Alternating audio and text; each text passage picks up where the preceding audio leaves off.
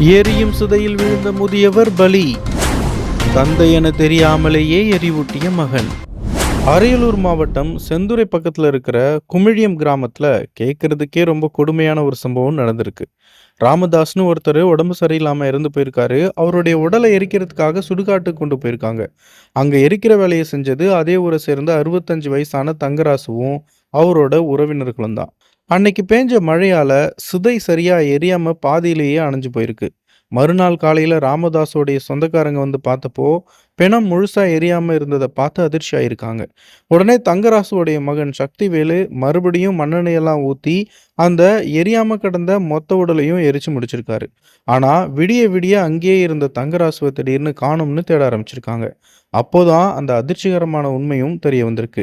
சிதையில இருந்த சாம்பல கிளறி பார்த்தப்ப தான் அங்க 2 மண்ட ஓடு கிடந்திருக்கு. ஒரு பிணத்த எரிக்க போயி அங்க 2 பேரு எரிஞ்சு போயிருக்காங்க. இது சம்பந்தமா போலீஸுக்கும் தெரியப்படுத்துறாங்க. போலீஸாருடைய தீவிர விசாரணையில என்ன தெரிய வந்தது அப்படின்னா, முதல் நாளு பிணத்த எரிக்கும் பொழுது தங்கராசு குடிபோதையில இருந்திருக்காரு. அப்போ தடுமாறி எரியிற சிதைக்குள்ளேயே விழுந்திருக்காரு. போதை அதிகமா இருந்ததுனால அவரால எழுந்தும் வெளில வர முடியல. அங்கேயே செத்து போயிருக்காரு. இதுல கொடுமை என்ன அப்படின்னா, அந்த சிதைக்குள்ள தன்னுடைய அப்பா தான் விழுந்து கிடந்திருக்காருன்னு தெரியாமலேயே அவருடைய மகன் சக்திவேலு அடுத்த நாள் எரியாத அந்த சிதையெல்லாம் வந்து தீ வச்சு எரிச்சிருக்காரு.